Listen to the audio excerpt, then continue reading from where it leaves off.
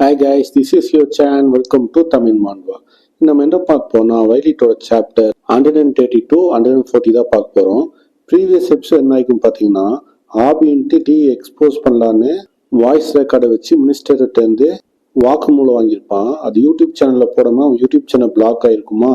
இந்த விஷயம் லீக் தெரிஞ்சிடும் ஆபிட்ட எவிடன்ஸ் இருக்குன்னு. ஸோ லீ என்ன பண்ணுவான், நேராக ஆபிட்ட வந்து ஆபி க்ளோஸாக இருக்கவங்க எல்லாத்தையும் சேம் டைம் அட்டாக் பண்ணுவான்.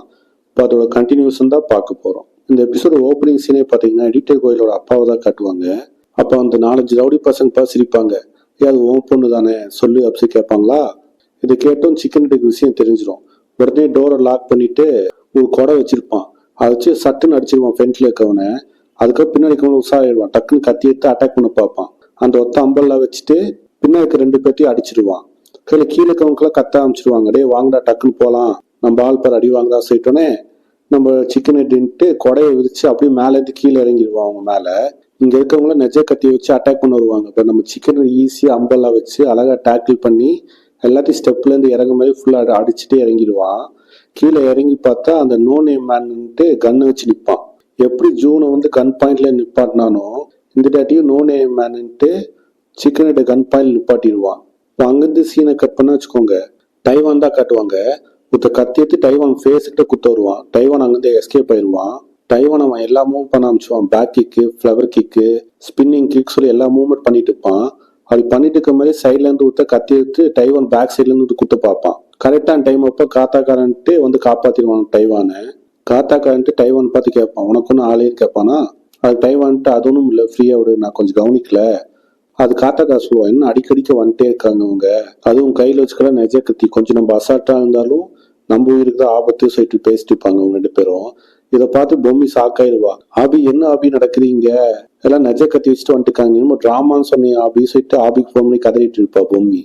டைவானுக்கு தெரிஞ்சிடும் அவங்க அடிக்கடிக்க வந்துட்டே இருக்காங்களா, இவங்க 2 பேர்த்தாலே எல்லாத்தையும் அடிக்க முடியாது, ஏன்னா அவங்க நம்பர் ரொம்ப அதிகமா இருப்பாங்க ஆப்போசிட்டு. ஸோ டைவான் ஒரு பிளானை போட்டுருவான். டைவான் என்ன சொல்லுவானா, வேற வழியே இல்லடா, இதான் ஒரே வழி, நான் சொன்னது மட்டும் செய்ய சொல்லிட்டு 1 2 3 என்ன ஆரம்பிப்பான். கரெக்டா 1 2 3 சொல்லிட்டோன்னே நம்ம காத்தாக்காரன்ட்டு பொம்மையை தூக்கிட்டு ஓடி போயிடுவான். காத்தாக்காரன் திரும்பி டைவான் வா அப்படி சொல்லி கூப்பிடுவான். பட் டைவான் அங்கிருந்து வரமாட்டான். அவன் அங்க செவருமா நின்றுக்குவான் அவங்க எல்லாத்துக்கும் நடுவுல. கையில டைவான் காத்தாக்காரனுப்பா சொல்லுவான், நீ பொம்மையை இறக்கி விட்டு சீக்கிரமா வாடா, நான் அதுவே நான் இங்க பாத்துக்கிறேன் சொல்லிட்டு அங்க நின்றுவான் டைவானு. ஆனா அது நியர்லி ஒரு சூசைட் மிஷன் மாதிரி தான். டைவானால் எத்தனை பேர்த்த சமாளிக்கவே முடியாது. இப்போ திரும்ப அங்கிருந்து சீனை கட் பண்ணி நம்ம ஆனதா காட்டுவாங்க. அப்போ ஒருத்தன் கத்தி எடுத்து கரெக்டா ஆணோட நெத்திலே இறக்க பார்ப்பான். ஜஸ்ட் மிஸ்ல ஆண் தப்பிச்சிருவான். ஆண்ட்டு வரவங்க எல்லாத்தையும் டெக்னிக் வச்சு அட்டாக் பண்ணிட்டு இருப்பான், பாக்ஸிங் வச்சு. இந்த ஆண் கோயிலுக்கு பார்த்தா கையெல்லாம் அடிக்க ஆரம்பிச்சிடும். அவளும் நக்கல் வச்சு ஒருத்தன் அடிக்கலான்னு போவான். அவன் கத்தி எடுத்துட்டு வருவானா. கரெக்டா அவங்க கிளாஸ் ஆகிற டைம் அப்போ ஆண் உள்ள வந்துருவான். உள்ள வந்து அதுக்கும் காப்பாத்திட்டு ஆண் கோயில்கிட்ட சொல்லுவான், இந்த மாதிரி ரூபி நீ ஃபர்ஸ்ட் சேஃபான இடத்துக்கு கூட்டிட்டு போ, முடிஞ்ச போலீஸ் ஸ்டேஷன் கூட்டிட்டு போ. அதுக்கு ஆண் கோயில் இல்ல, நானும் அவனுக்கு சப்போர்ட் பண்ணல, நான் கூட சண்டை கட்ட சொல்லுவானா. ஆனா ஆண் ஒத்துக்க மாட்டான். அவன் பெரிய அண்ணன் சொல்றேன், சொன்னா கேளு, ஃபர்ஸ்ட் ரூபியை சேஃபான இடத்துக்கு கூட்டிட்டு போ அப்படி சொல்லிட்டு சொல்லுவான். இதை கேட்டோம் வேற வழி தெரியாம ஆண் கோயிலும் ரூபியை தூக்கிட்டு போலீஸ் ஸ்டேஷன் கிட்ட ஓட ஆரம்பிச்சிடுவா. போமே சொல்லிட்டு போவானா, போலீஸ் ஸ்டேஷனுக்கு போயிட்டு பேக்கப் போலீஸ் இங்க அனுப்ப சொல்றேன்னா அப்படி சொல்லிட்டு ஓடிடுவாங்க. இப்போ ஆண் தான் அவங்க எல்லாத்தையும் இங்க நிறுத்தி ஆகணும். இப்போ போலீஸ் இதுதான் காட்டுவாங்க. 4-5 போலீஸ் வந்துட்டு பொம்மி ரூபி ஆண் கோயில 3 பேர்த்தையும் உட்கார வச்சு வாக்குமூலம் வாங்கிட்டு இருப்பாங்க என்ன ஆச்சுன்னு.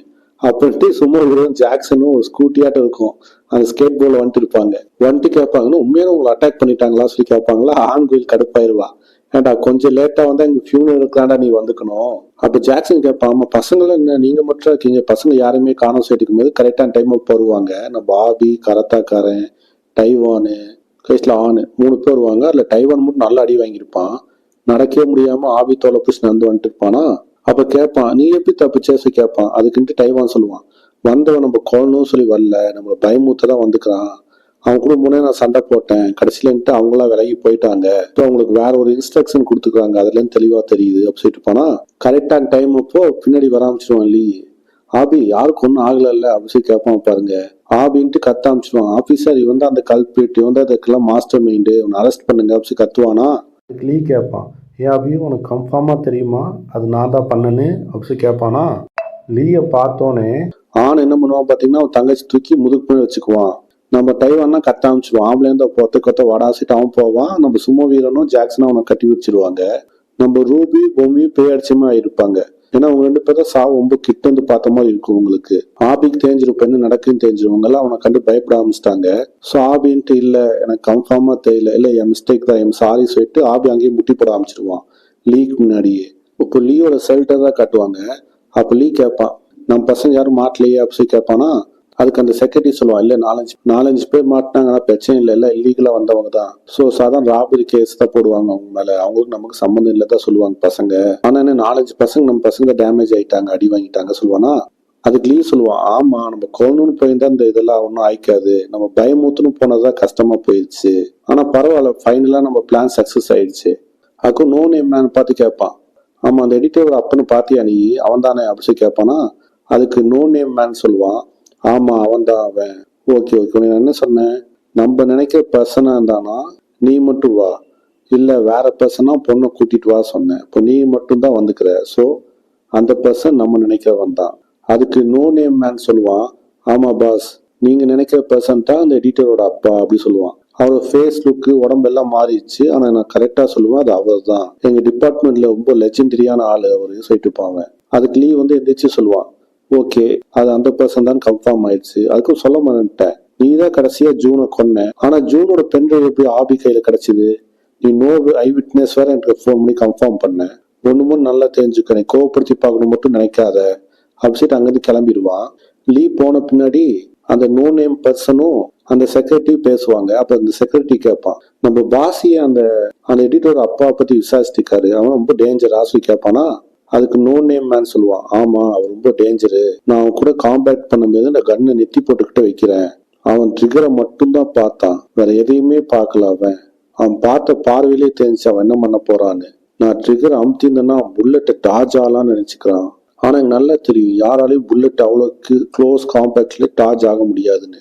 ஆனா அவன் கண்ணை பார்த்தா அப்படி தெரியல, எனக்கே தெரியும் நான் இப்போ ட்ரிகரை மட்டும் ப்ரெஸ் பண்ணனா அடுத்து என்ன நடக்க போகுதுன்னு. கண்டிப்பா அவன் டார்ச் ஆகி அட்டாக் பண்ணுவான், அவன் அந்த அளவுக்கு கெப்பாசிட்டி இருக்கு ஆளு தான் அப்படி சொல்லுவானா. இதை கேட்டும் செக்ரட்டரிக்குவே காமிச்சிடும். அதுக்கு அந்த செக்ரட்டரி சொல்லுவான் அதெல்லாம் யாராலையும் டார்ச் ஆக முடியாது, நீ ஏன்டா அப்செட் இருப்பானா. அதுக்கு நோ நேம் மேன் சொல்லுவான் இல்ல அவர் வந்து என்னோட ஸ்குவாட்ல போஸ்க்கு முன்னாடி வேலை செஞ்சாரு, அவர் பயங்கரமா லெஜெண்டரியான பர்சன் அந்த ஸ்குவாட்லயே, அவருக்கு அந்த கெப்பாசிட்டி எல்லாம் இருக்கு அப்படி சொல்லுவாங்க. இப்போ ஆபியோட ஆபீஸ்ல தான் காட்டுவாங்க.